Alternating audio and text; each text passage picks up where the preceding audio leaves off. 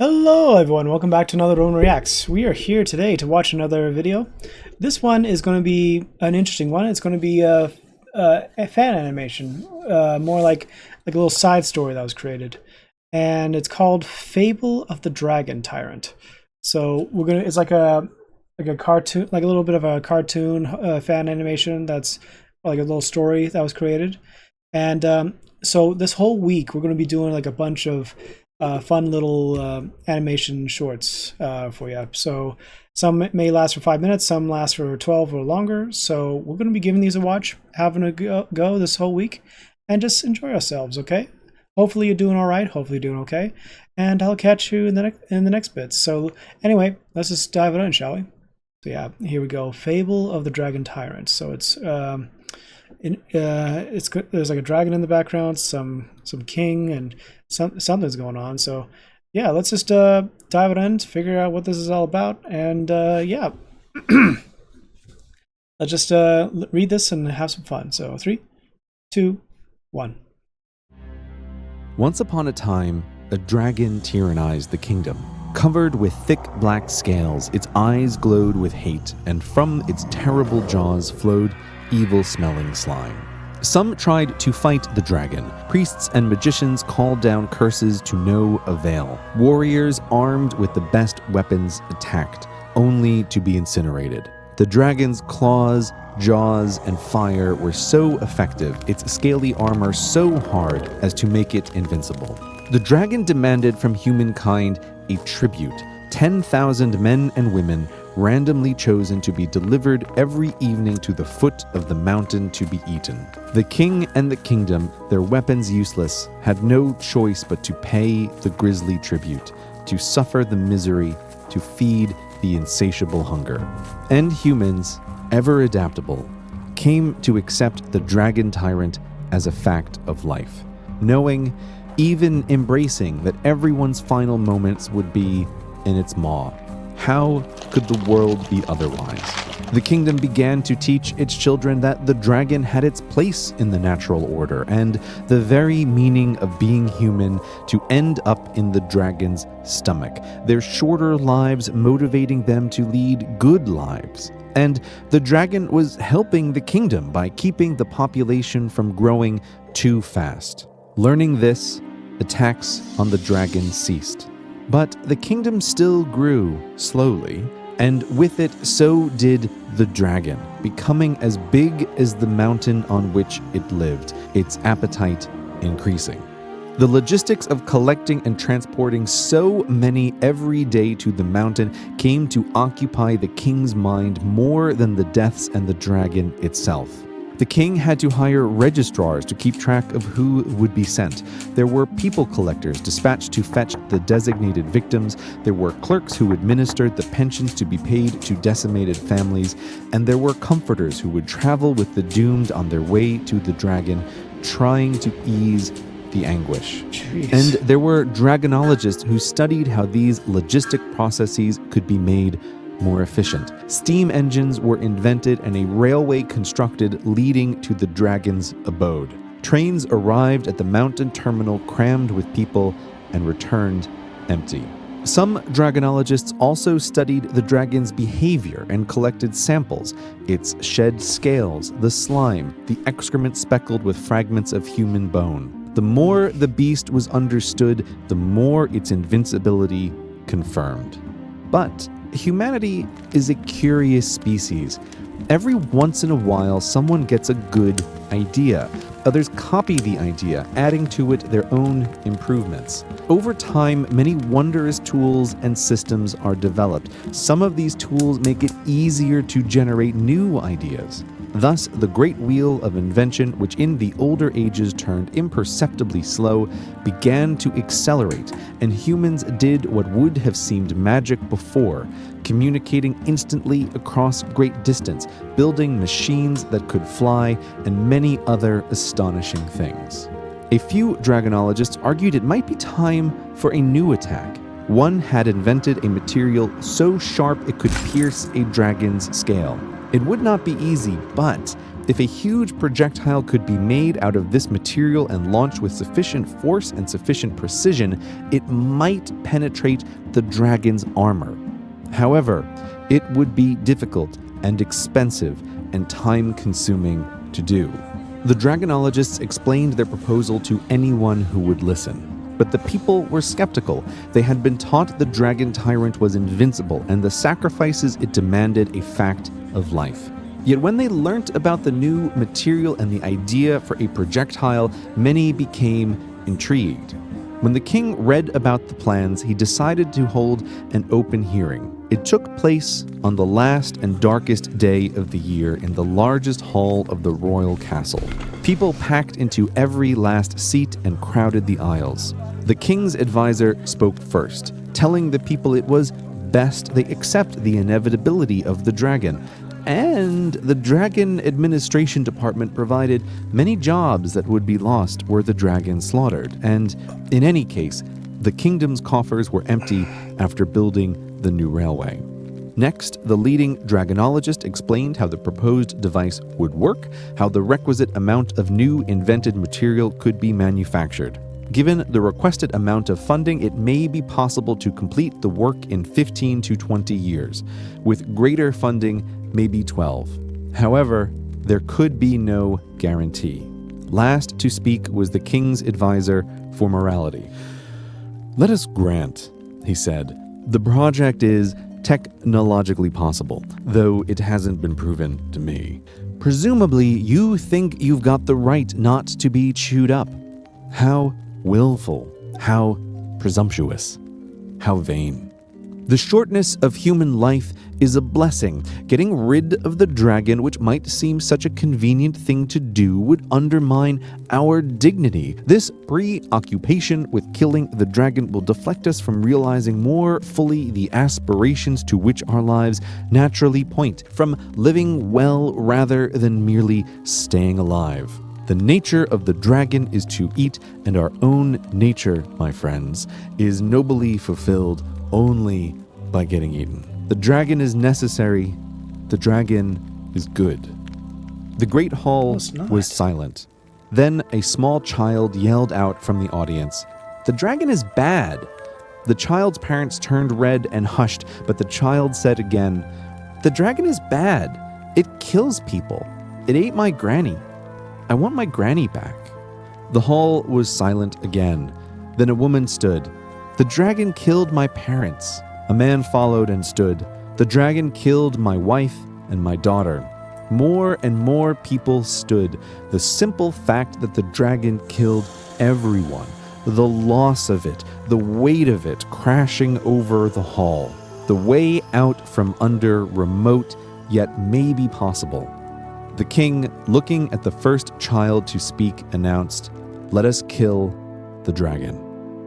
The next morning, 1 billion people woke to realize they or those they loved might be sent to the dragon before the projectile launched.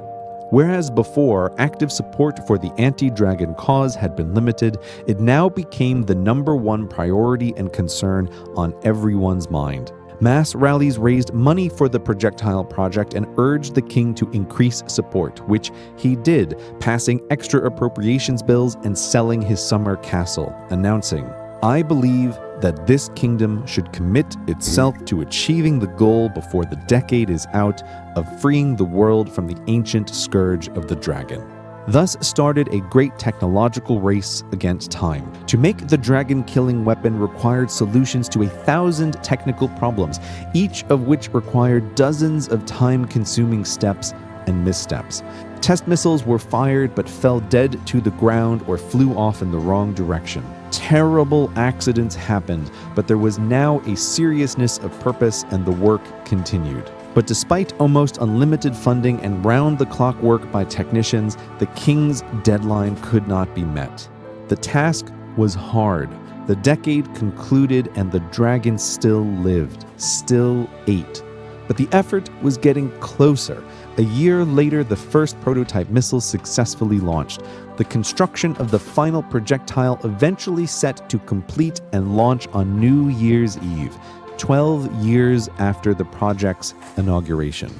The last day of the year was cold and overcast, but still and clear. Good launch conditions. As the sun set, technicians scuttled around, making the final adjustments and checks. The king and his advisors observed from a platform close to the launch pad. Further away, behind a fence, the public assembled to witness the great event. A large clock counted down. 10 minutes to go. The dark, slumped profile of the dragon beyond, eating. From the crowd, someone jumped the fence and ran to the platform where the king sat. He arrived, accompanied by security in a frenzied state, his nose bleeding. He shouted, "The last train! Stop the last train!" The young man was a junior clerk in the Ministry of Transportation. He had discovered that his father was on the last train to the mountain. The king had ordered the trains to continue to the very end, fearing any disruption might cause the dragon to stir and the missile to miss. The young man begged the king to issue a recall order for the last train, due to arrive at the mountain terminal 5 minutes before time zero. "I cannot do it," said the king. "I cannot take the risk it will alert the dragon." The clouds above their head let loose the rain. "I am so sorry," the king continued. "Had we started but 1 day earlier, your father would not have to die." Looking at the crowd, thinking of all the losses that they and he had endured, this project should have been started years earlier than we did. So many need not have been killed by the dragon, had we but awoken from our acceptance of its horror sooner. The young man's wailing ceased. The king looked up at the countdown clock. 5 seconds remaining. 4, 3, 2, 1, 0. A ball of fire enveloped the launch pad and the missile shot out. The masses, the king, the low and the high, the young and the old, that white flame shooting into the dark embodied the human spirit, its fear and its hope. It struck the heart of evil. The silhouette on the horizon tumbled and fell. Thousands of voices of joy rose from the masses, joined seconds later by a deafening, drawn-out thud from the collapsing monster. After all this time, humanity was at last free from the dragon. The joy cry resolved into a jubilating chant. Long live the king, long live us all. The royal entourage, huddling in the downpour, accumulated around their monarch. So much had changed in the last hour. The right to an open future had been regained, a primordial fear abolished, and many long-held assumptions overturned. "What do we do now?" they asked. "We have come a long way," said the king. "Yet now we are like children again. The future lies open before us. We shall go and try to do better than we have done in the past, for we have time now. Time to get things right, time to grow up, time to learn from our mistakes. Let all the bells in the kingdom ring until midnight in remembrance of our dead. Then after, we will celebrate and begin the process of building a better world, for we have time now." Wow. That's quite a story. I'm impressed with how well this was. The production wise, the tale is simplistic, easy to learn, and the moralities that it shared. Like, for me, the dragon I think was like basically in terms of bully, and he was basically eating everything to satisfy his own needs, and the people basically suffered for it because it was a part of their daily lives where they must sacrifice 10,000 people a day to feed him. And just these people were in such they were completely allowing themselves to die to feed this dragon. But it was a weakness because they allowed the fear and the dragon to continue to do all these things. And the people like humans, adapted over time to figure out what would be the best way to stop the dragon. And after many years, and like the morality of like, it's so it feels so wrong to think that like all these jobs, too many people will lose their jobs because we have to do this, even though that it's just pure evil to think that you can allow yourself to send your kin to go and get killed and be eaten by a dragon. So I think it was wrong, and the child crying out saying that the child ate my grandmother, and that right there it makes it more sense that people have lost so much, and this dragon has done nothing but eat them and cause fear. And that decade, in 12 years, they worked hard testing, making sure everything was working right for that one moment, that one chance to slay the dragon. And people, if they had, and just like if people, it's kind of like how when with China, in a way, where there are people out there who had endured under communism. We'll do that as an example. Communism is people were promised to have all these things, and like once they fell under their sway, the China, as the dragon, decided to eat and eat and eat and do its thing, and the people suffered for it. And then there are those who finally woke up to this reality that this is not what they want anymore, and so many have fled. And I think it's a good thing that they managed to escape, despite the fact many more are still suffering. And same thing with Venezuela. Maduro and Hugo Chavez promised all these things, and then when they took power, like the dragon, they continuously made people suffer endlessly, and people finally woken up, and people are trying to break loose of the dragon's grip. And we all have our dragons out there. Some are small, some are much more bigger than we realize. And this story kind of like helps shape that, why we need to share this more. Like if we had only realized the danger that was present to us right then and there, we would take action to finally stop them before it's too late, or just because if anything was stopped, then the dragon would have lured and he would have gotten everyone. So just not being complacent, not falling for this trap of being weak and submissive to this daily life, that it just right there we cannot say that it's a right thing to harm people and cause others to suffer for the losses, while a king or a tyrant being the dragon, gets away with it. So anyway, I don't mean to get political or anything like that, but just it kind of just was on my mind, and I'm trying to make it comparable. But excellent story, excellent little bit. I love the animation. It was really good and quite detailed, and I think that it's important to learn this stuff. So anyway, I'll be sure to leave a link for the guy's channel, and I'll hope you enjoy what I had to offer. Be sure to check out some stuff. Be sure to subbing would be helpful, because I want to keep on growing to 10K, and that would be amazing if we could do that. But anyway, thank you for watching, guys.